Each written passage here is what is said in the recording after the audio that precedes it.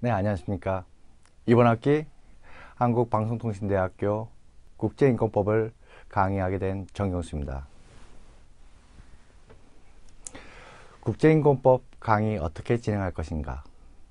이를 이야기하기 위해서는 먼저 국제인권법이란 무엇인가를 언급하지 않을 수 없죠. 국제인권법을 이야기하기 위해서 저는 이 최근에 난 신문 기사 하나를 살펴보겠습니다. 유엔 내전 시리아 참상 보고서 내 11살 어린이까지 고문, 인간 방패 증언도, 정기 성고문의 처형 위협 일삼아, 그리고 이에 대해 반기문 사무총장이 그 참상을 차마 입에 담을 수 없다고 밝혔습니다.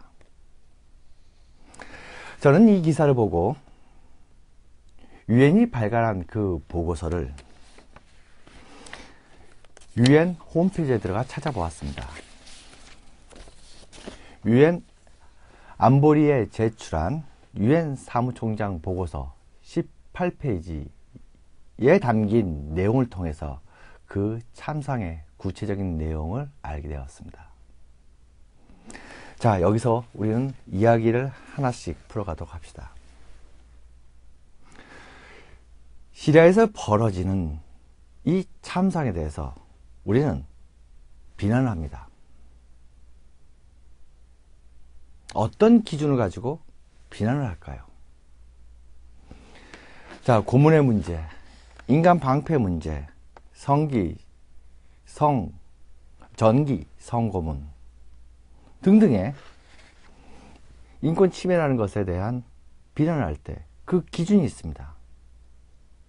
다름 아닌 이 고문과 관련해서는 인간은 존엄한 존재로서 고문 및 잔혹하고 굴욕적이고 비인도적인 대우나 처벌을 받지 않을 권리가 사람이기 때문에 당연히 존재하고, 그런 권리를 침해한 이 시리아 정부군과 또한 이 반군들에 대한 비난을 하게 됩니다. 자, 이러한 비난은 유엔뿐 아니라 우리나라 내에서도 이루어지고 또 세계 곳곳에 있는 다른 국가들의 내에서도 이루어집니다. 즉, 하나의 문제에 대하여 전 세계가 공통의 비난을 하게 된다는 것이죠. 이게 바로 이 공통의 기준, 이 사람의 보호와 관련된 공통의 기준이 있다는 것입니다. 그런데 그 기준은 한 국가를 넘어서 전 세계적으로 통용되는 기준이라는 점이죠. 바로 인간의 보호에 관련된 그 기준은 국제인권 기준이고, 국제인권 기준을 담은 것이 다름 아닌 국제인권법입니다. 그렇다면 국제인권법에서는 이러한 이 보호해야 될 구체적인 인권의 내용들은 무엇이 있을까? 생명의 문제, 신체의 자유와 안전에 관한 문제, 사생활의 문제, 표현의 문제, 투표권의 행사의 문제, 그리고 인간다운 삶을 할 것에 관련된 경제적인 문제, 일하는 문제, 다양한 문제들에 관한 기준들, 그 실체적인 인권의 기준들을 우리는 이 국제인권법에서 공부하게 됩니다. 이 내용들은 제2부 국제인권법상 주요 권리들에서 배우는 것이죠. 그리고 이런 권리들이 있다, 모든 사람이 향유하고 보장되는 그런 권리가 있다라고 했을 때 그 권리가 향유되고 보장되기 위한 제도가 필요합니다. 한 국가를 넘어 국제적으로 확립된 제도들, 그리하여 그 제도들에 의해서 국제사회를 구성하는 각 국가들이 지키고 준수해야 될 절차들이 있습니다. 이에 대해서는 국제인권법상 보호제도에서 공부하게 되는 것이죠. 자, 이와 같이 인권의 내용을 담은 실체적 요소들, 그리고 그 실체적 요소들이 실현되는 절차적인 요소들, 즉 제도에 관련된 내용이 국제인권법의 핵심을 이루는 것입니다. 그런데 이런 법제도가 있다라고 하면 그 법제도는 일정한 이 원리와 그리고 역사적인 발전을 통한 원리를 담고 있을 것입니다. 이 내용은 다름 아닌 국제인권법의 기초에서 다루게 되는 것이죠. 바로 이번 학기 국제인권법은 국제사회에서 한 국가를 넘어 전 지구적으로 보호돼야 될 인권을 법의 기초, 그 다음에 보장되는 권리의 주요 내용들, 그리고 보장하기 위한 이 절차, 제도들로 나누어 살피게 될 것입니다. 자, 그러면 이런 내용들을 어떻게 배울 것인가? 그것은 다름 아닌 웹 강의를 통해서 이루어지는 것입니다. 여러분들은 매주 각 챕터별로, 각 장별로 이 웹 디자인을 통해 제시되는 이 PPT 강의를 통해서 각각의 내용을 공부하게 될 것입니다.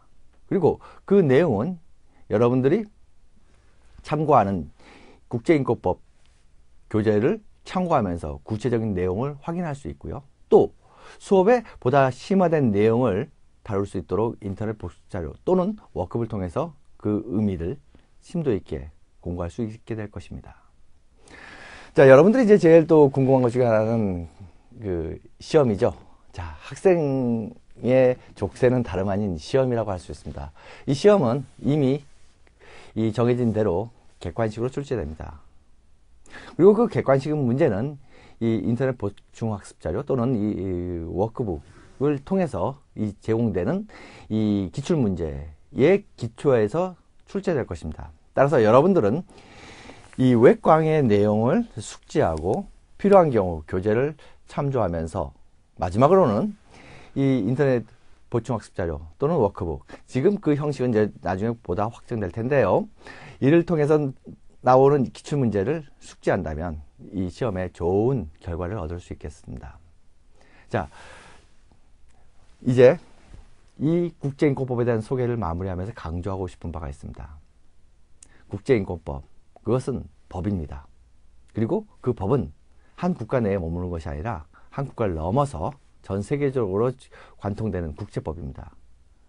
그런데 국제인권법은 그런 국제법이면서 가장 중요한 사람의 존엄에 관한, 존엄을 보장하는 법에 관한 문제입니다.